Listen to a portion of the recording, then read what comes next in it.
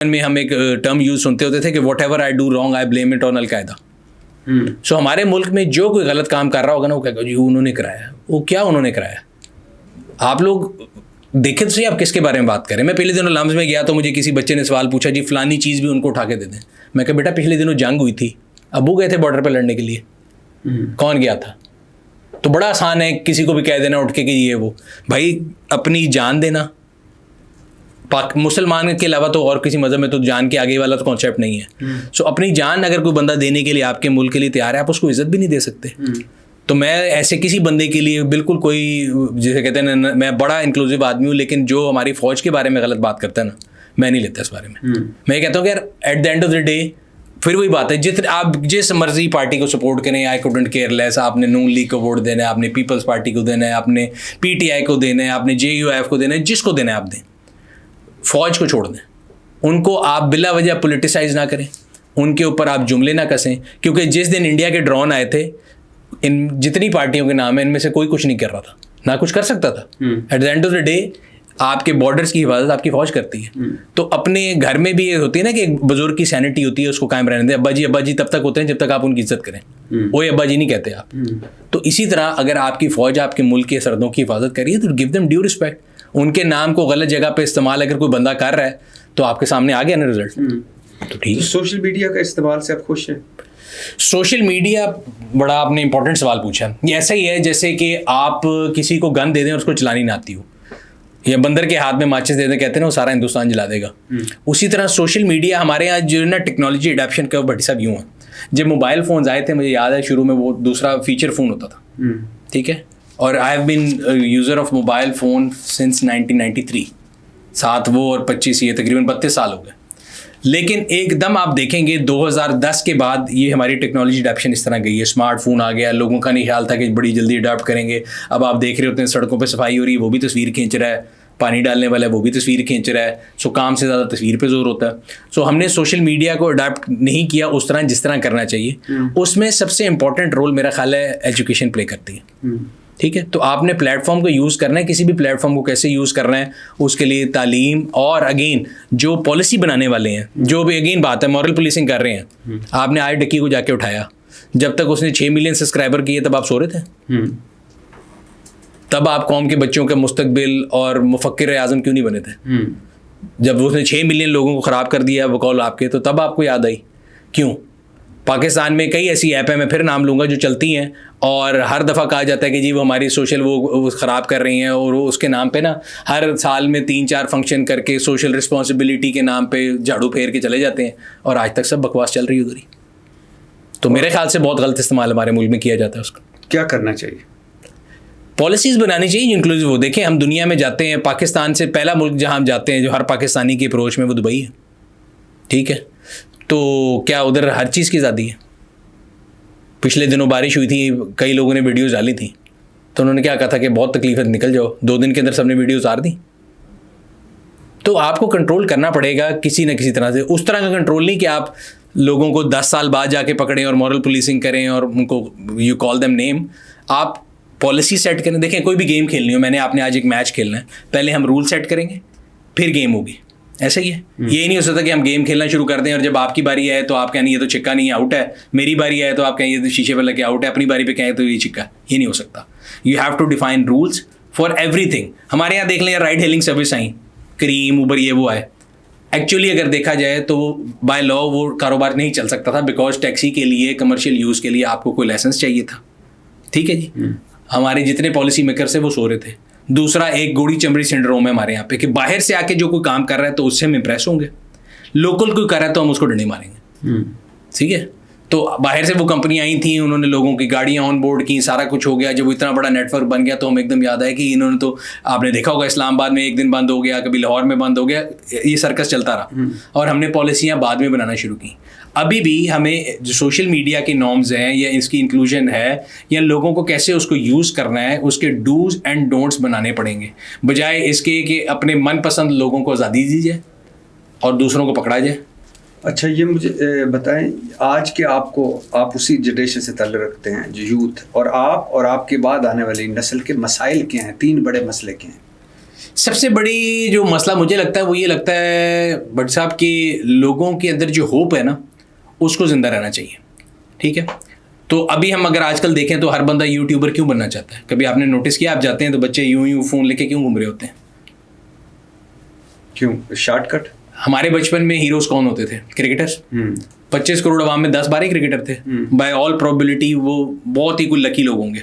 सो अभी भी अगर आप यूट्यूबर्स की लिस्ट बना लें जो कामयाब है वो भी 20-25 ही होंगे।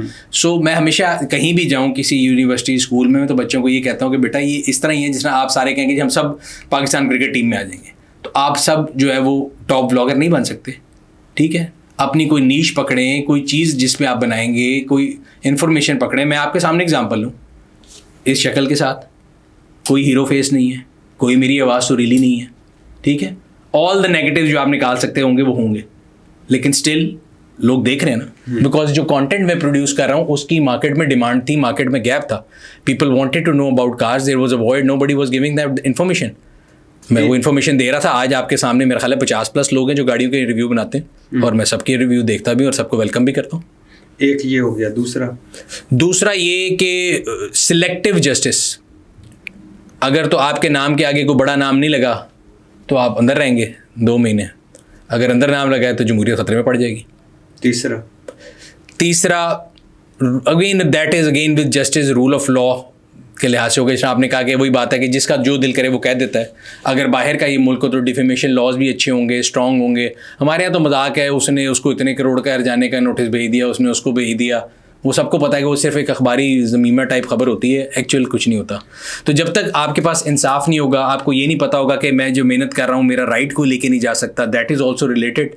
और जस्टिस, 3 चीज़ें जो मेरा ख्याल है बड़ी इंपॉर्टेंट है। और क्या आप पैगाम देना चाहेंगे जो इस फील्ड में, आपके फील्ड में आना चाहते हैं? और सॉरी, मैं एक और बात, जो भी हम बात करते हैं ना कि लोग फॉलो करते हैं, आपने नाम लिया रजब का, डकी का, बहुत से लोग ऐसे भी हैं जिनको पॉजिटिवली भी लोग फॉलो कर रहे हैं, उनके भी नाम ले सकते हैं।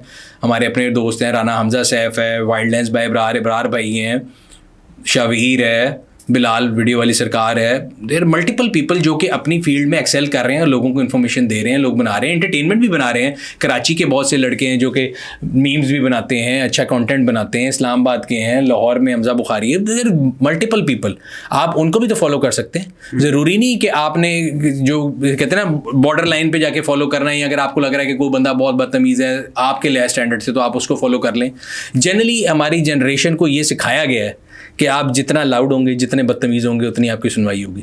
वैसे मैं 2 चीज़ें मैं भी हैरान हूँ। एक तो अगर आपने डक्की को पकड़ लिया, आपने अंदर कर दिया, लेकिन वही जो जुए वाली ऐप है वो PSL को सपोर्ट कर रही है। आज तक वो ऐप खुली है? हाँ खुली है, वो खुली भी है।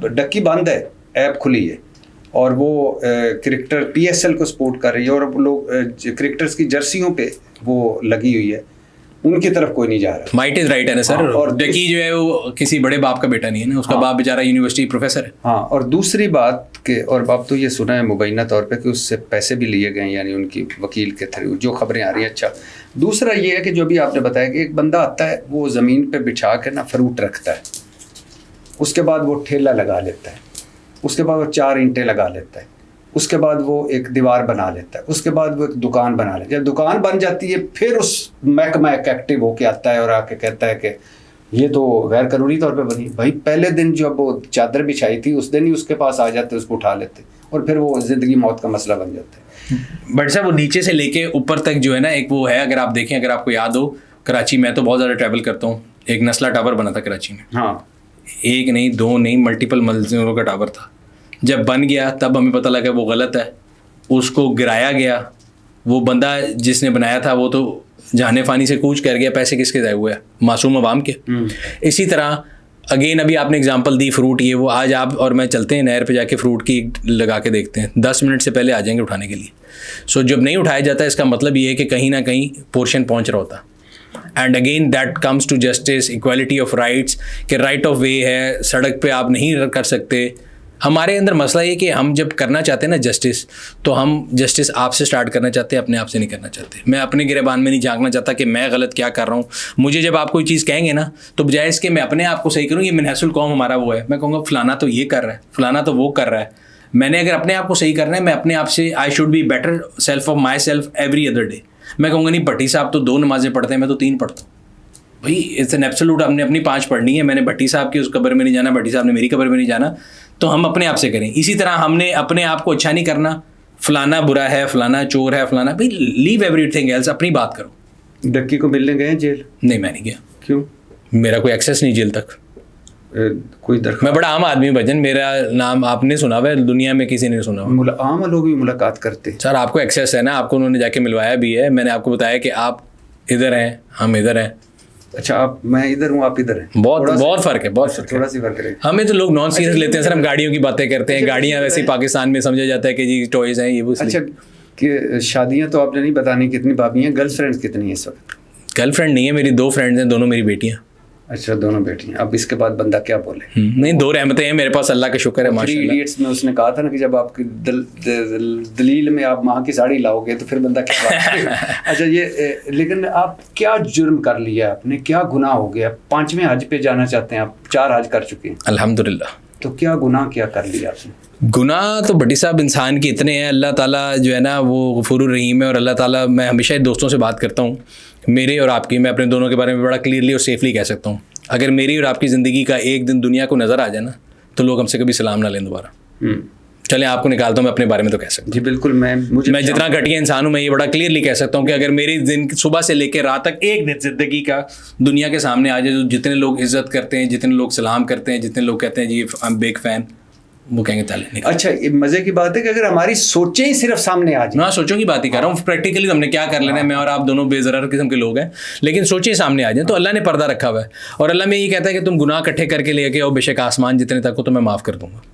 तो मुझे लगता है कि जो मैंने पहला हज किया था तो मेरी वालदा मुझे लेके गई थी, और I will be very honest, मैं कोई बहुत ज़्यादा इंथुसियास्टिक नहीं था हज के बारे में, बस मजबूरी में समझ ले गया था। लेकिन वो जो पहला सफ़र हज का था 2009 में, उसके बाद वो एक ऐसा जिसे कहते हैं ना, वो लग गया, चस्का लग गया कह लें, एक वो हो गई है कि उससे ज़्यादा सुकून वाले 12-13 दिन ज़िंदगी में नहीं होते। सोहेल जाता है हज पे? सोहेल मंज, सोहेल भाई ने 2 हज किए। 2 की? एक दफ़ा मेरे साथ किया था, एक दफ़ा उससे अगले साल वालदा के साथ किया था। वो सारे दिन हज के पे ही रहा कि कहीं लेफ्ट? नहीं, हज पे ही रहा। हज का देखें, हज का कई लोग कहते हैं मुझे कि जी हज पे कई, और हमारे यहाँ पे ये भी एक जो है ना, बड़े कई लिबरल लोग हैं जो कहते हैं जी कुर्बानी के पैसे फलाने को दे दो, कोई कहेगा जी हज के पैसे इसको दे दो। तो भाई क्यों दे दो? जो चीज़ जिसकी है उसको क्यों ना दो? मैं अपनी बाकी गाड़ियाँ जो ले बेच के लोगों को क्यों ना दे दूँ? मैं अपने कपड़े बेच के लोगों को क्यों ना दे दूँ? ये महंगी घड़ी बेच के क्यों ना दे दूँ? ये ब्रांडेड गैप का पजामा बेच के गरीबों क्यों नहीं देते? आप जब हज पे होते हैं तो लोग आपको मिलते हैं, गाड़ियों का पूछते हैं उस दौरान भी इबादत करते हुए? हाँ जी, है ना, पूछ लेते हैं। उमर शरीफ साहब ने कहा था, अदाकार अल्लाह उनकी मगफरत करे, कि मैं तवाफ़ कर रहा था, रोद हो रहा था, तो पीछे आया बंदा, उसने हाथ तक, उमर भाई आपका ड्रामा वो वाला ना कमाल का था। मैंने इस तरह देखा, मैंने कहा क्या? तो लोग यानी हाँ नहीं, मेरे से हज बंदे ने हज पे सवाल पूछा है, अभी तू किधर है? मैं क्या शॉपिंग करने यार, हज वाले दिन खाना का बगा तवाफ़ करो तो क्या कर रहा हूँ? तो ये है। But I think again coming to this point, जितनी दफ़ा जाना हो सके, बुलावे वाली बात है, इसमें इंसान पैसे से नहीं जा सकता। ये हमारे यहाँ बड़ा कॉन्सेप्ट है कि जी अमीरों का ये वो, आप दुनिया जहान के पैसे इकट्ठे कर लें और अगर आपका बुलावा नहीं है तो नहीं आ सकता। आज आपने मुझे इधर बुलाया है, अगर आपने ना बुलाया तो मैं कैसे आ सकता था? मैं जानता हूँ बहुत सारे लोगों को जिनको अल्लाह ने सब कुछ दिया हुआ है लेकिन नहीं गए। तौफीक नहीं है। हाँ, तौफीक नहीं है, बुलावा नहीं है। अल्लाह मियाँ दे दे जब भी दे दे। हज उम्मीद है सारी ज़िंदगी इंशाल्लाह ताला सर, जब तक अल्लाह मियाँ हिम्मत दे के रखेगा और बुलावा आता रहेगा तो जाते रहेंगे। भाई, जिस मुल्क में मेरे दोस्त सोहेल मंज साहब 2 हज कर चुके हैं, उस मुल्क में बस उस मुल्क का अल्लाह ही हाफिज़ है। तो बहुत खुशी हुई आपसे मिलकर, बहुत शुक्रिया। Thank you.